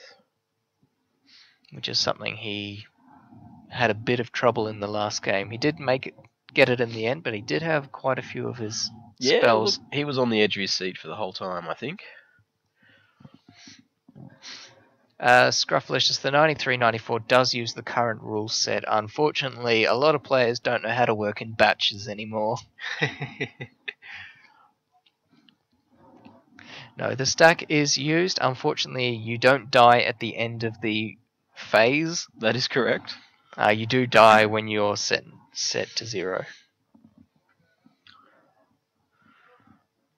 Yeah, it was an interesting event. It was good fun to watch some Chaos Orbs being flipped. Many hit, some missed. It was very different to what I expected because I always thought you had to like flick it from below the card Okay, like you would a 50-cent piece. sure. But unfortunately, no, you can just hold it and flick it, and I lost a lot of respect for everyone. I heard that there'll be an article out soon on how to flip Chaos Orb by one Nick Shmilewski, who was our runner-up in last night's 93-94 event. He did not win the Presence of the Master and the Factory Sealed Homelands box. Yeah, that's... I wonder if they'll ever allow Homelands in 93-94. No, it uses current mulligan rules. No land mulligans. So what's on here? We've got a Blighted Agent coming across. Matthew is on 2 poison here. Carl having a stretch. Easy game so far. Carl looks like he's only got 1 card. No, he's got plenty of cards in hand. Need a little card counter. That's an Invigorate in there. Moving in for blocks, it looks like. Block the Vexing Shusher, Invigorate.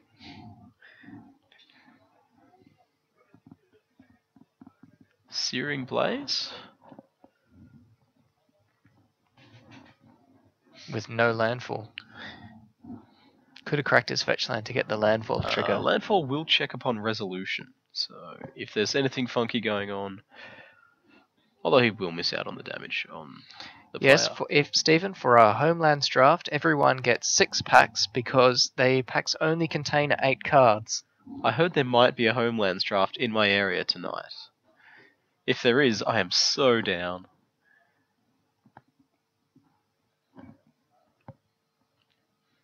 We see a Spell Pierce on the Searing Blaze here. I remember the first time I went to Germany, I went into an old Magic shop and they still had, you know, boosters of Homelands and boosters of a whole lot of other really old sets. And it's kind of disappointing because I wasted the last of my money on Homelands going, oh, this is an old Magic set. Page, there was... Mana Drain is restricted, and I saw plenty of Tome of JMDs being drained into. It was definitely an interesting night. So we see a Vexing Shusher activation in response to the Searing Blaze, so we've got quite a stack here. I like that move of dazing before the Vexing Shusher effect comes into play. Of course, that's very cheeky.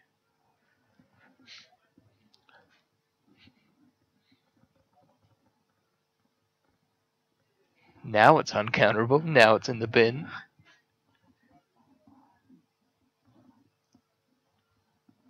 We've actually got 77 viewers at the moment. SCG must have finished. Into the second. Yeah, they've just realised that we're going, so they're swapping over. No pump spell to save the Inkmoth Nexus. The Vexing Shusher, a mere 1/1 now.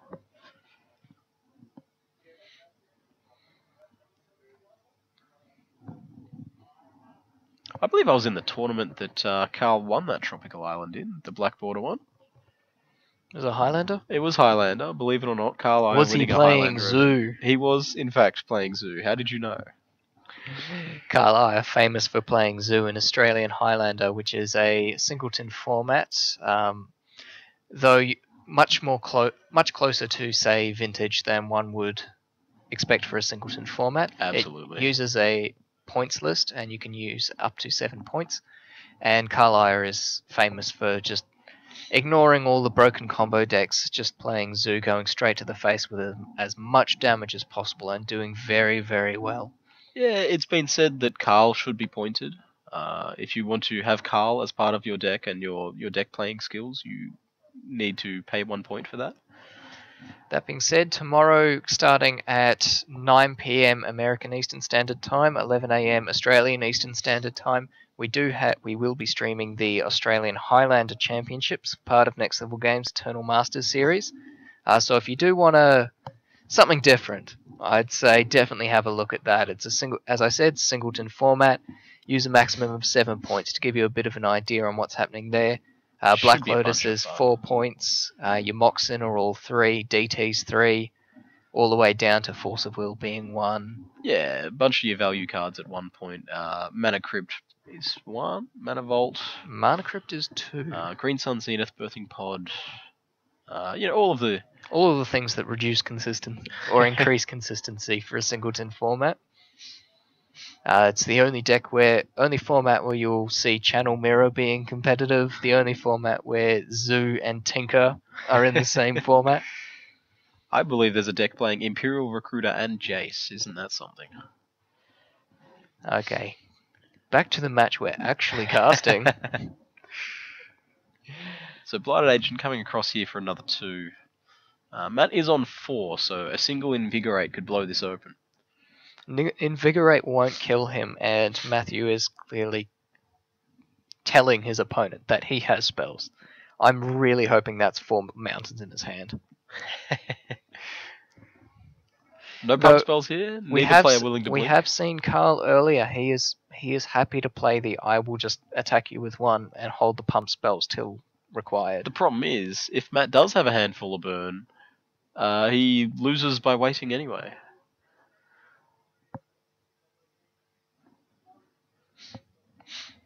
This 8 was in fact an 8.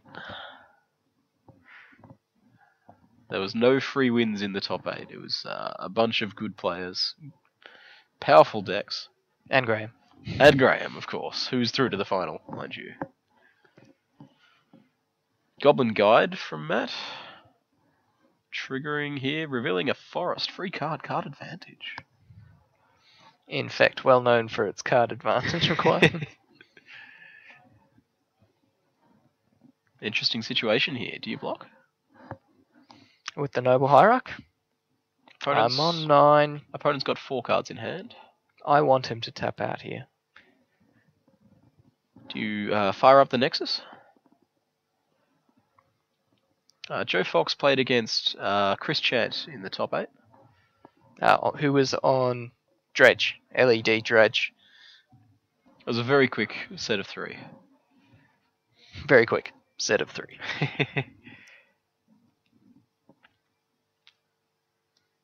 Carl looks like he's got a Force of Will, and we do know he has a Forest, but the rest of his hand is mostly hidden from us. How good is Force of Will, though? Is Vexing Shusha a card?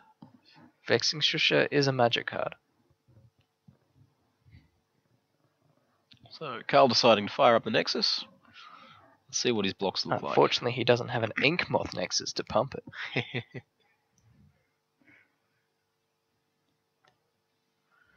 Just the Goblin Guide, stopping the 2 damage rather than the 1.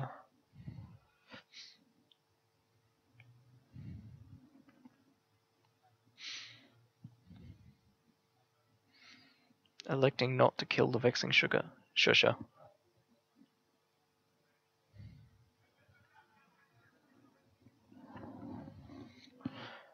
Such an interesting board state.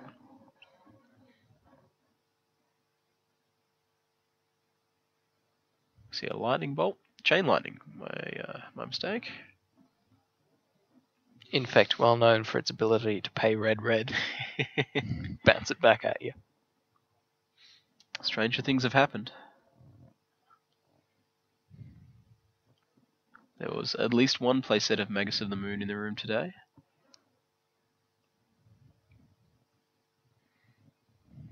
Finds a Vastwood.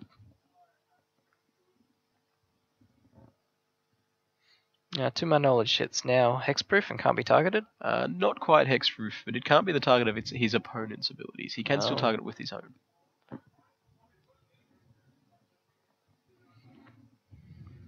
Do you go for broke here? Look, I think you've got to. Matt's on 3 cards, is it? He's dead to Fire Blast. Make it uncounterable with Vexing. Single Fire Blast. No, the single Fire Blast doesn't get there. See a Swords to Plowshares. Gain some life. Much needed life for the burn player. 19 not enough. That's why he took out the put -1/-1 on it, so the swords would give him less life. Carl pulling the trigger. Invigorate on the Blighted Agent. Fire Blast. Fire Blast. Targeting the creature. Never a good feeling for the burn deck here. Can Carl find a way to protect his Blighted I Agent? and believe he has push a the win Force of through? Will in hand. Does he have the blue card to go with it? Unsure. There's at least a Force there. We can see that one. Another pump spell would be nice. Force, removing Oh, days, No empty-handed. cards in hand. Here is the Hellbent. And that's it. Into game 3. Carl Iyer on Infect manages to win the second game against Matthew Vaughan, and we will be sideboarding and going back into game 3. So let's check out the sideboard here.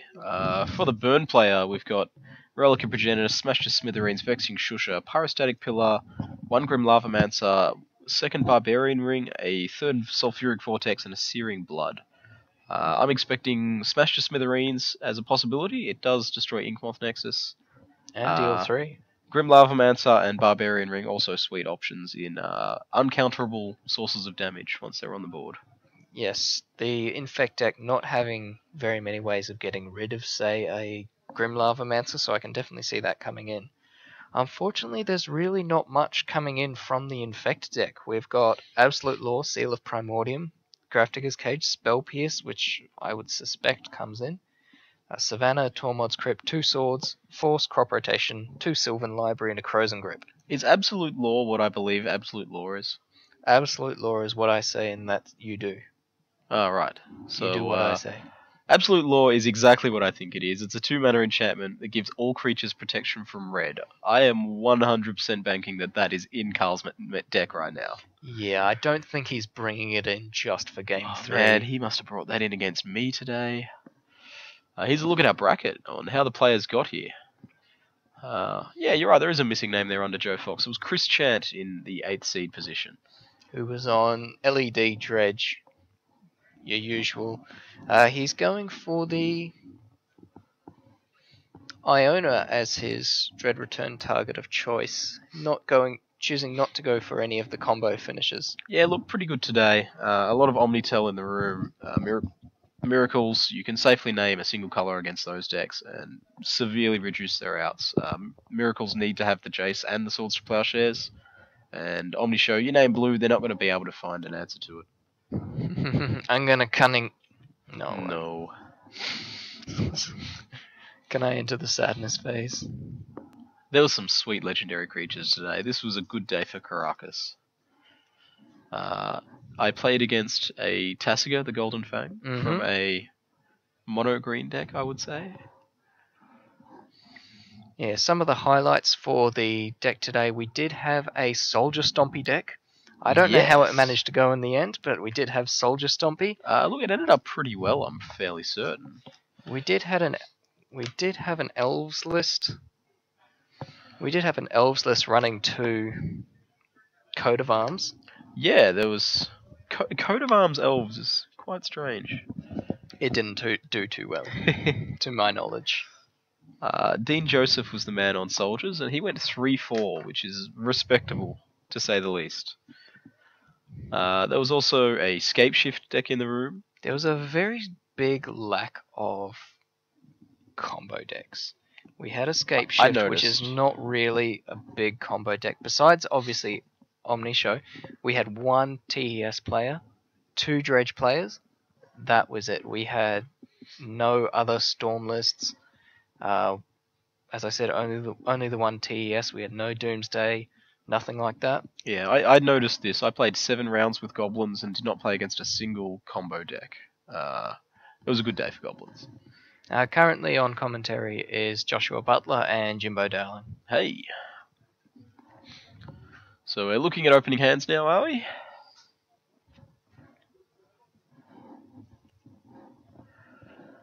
And we're going to have Matt Vaughan on the play here. Both players keeping their 7. Turn 1 Grim Lavamancer. Pretty big in this matchup.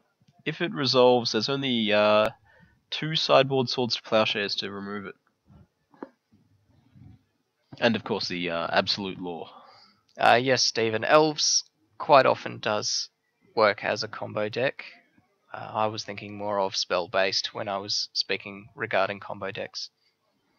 But yes, elves also, we did have 2 players on elves. One on a very combo-centric list, the other one, as I said, had the aforementioned coat of arms. An attack here from the Grim Lavamancer. Free damage. Yeah, take what you can get as a burn player. Every point counts. And the Vexing Shusha.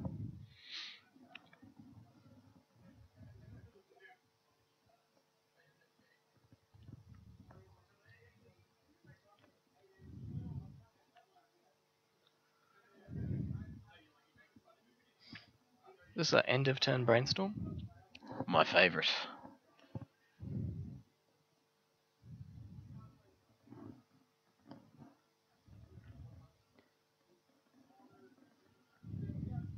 There was also a High Tide deck that should definitely go in the combo section. True. I watched him getting to a storm of 19 before realizing that he couldn't find a win condition and capsizing his opponent's board. Only to go off again 4 turns later. Elves plus coat of arms is the best combo. If you have a natural order to Crater of Behemoth and then cast coat of arms, Because giving your dudes plus 5/5 is not enough. You need to give him another plus 5/5. Chain Lightning targeting the Glistener Elf here. Pendelhaven not enough to save it from a 3 damage spell. and 2 damage coming through. Leaving the Lavamancer open. 3 hits.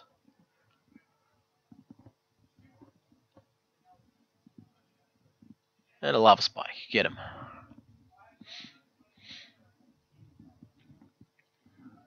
Carl's going to have to find a way to stick a threat fairly soon, and that Lavamancer is going to make that difficult. Interesting, he's not running Spellskite in the board. I've seen quite a few Infect lists running Spellskite as a 1 or 2 off in the board to bring in, not just against the burn matchup, but anyone really running spot removal rather than sweepers. The Infect deck does not have shoals. It's running the Invigorate, Become Immense, Pendelhaven, Vines of Vastwood, Berserk. and 2 Berserk. Deciding not to fill his deck with Progenitus and Dragonstorm, unfortunately.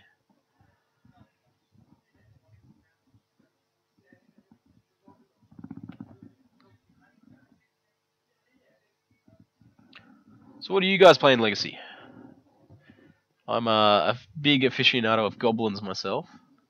I've told you, Jimbo, it's Gobrins. Goblins to the face. I did get to attack for 17 on turn 5 today. You With have a- to cackle every time you cast a lackey.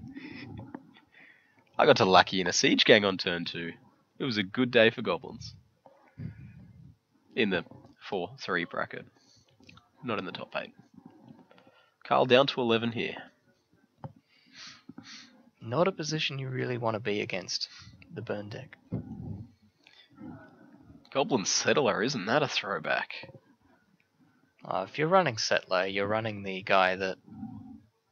what's the guy that copies? Kiki-Jiki. Kiki-Jiki Settler. Interesting here that Carl's decided to Swords to Plowshares the Vexing Shusha, not the Grim Lavamancer. I don't know how Carl's planning on winning this game. Now, the Lavamancer can't get through something with a Pendelhaven on it. You can Lavamance end of turn, and then once the Pendelhaven's tapped, you can Lavamance again. Matt here, no longer saving burn spells for removal, going straight to the face. Carl down to 8, it seems. Matt with 2 cards left in hand. Is it enough?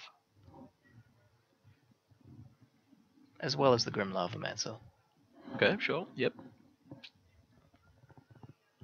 Carl going, do I have enough to just swing with the Nexus this turn? I believe we're in Carl's end step, so Carl's going to have to pull something out next turn if he gets it next turn.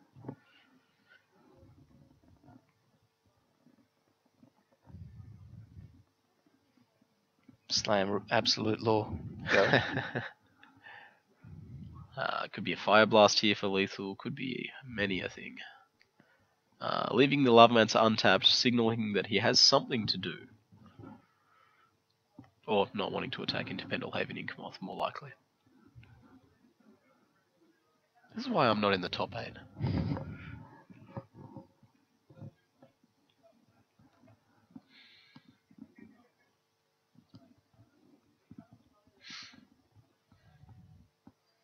Carl really just look like a Storm player here at the moment. He's counting up his mana, counting up his opponent's outs. What can he have? What can I play around? Is Infect a combo deck? Do you call it that? Combos creatures with their life total. Well, not really with their life total. With their number of Infect counters. Poison counters. These mountains, are they from Kamigawa? Is that? No, these are Fire and Lightning mountains. Fire and Lightning. In that case, these are brilliant. There is no better mountain you could play for this specific deck. I don't think we've actually seen a non-foil card come out of the burn deck. Fire and Lightning did help that strategy a lot. And it was available online even cheaper than in real life. Yeah.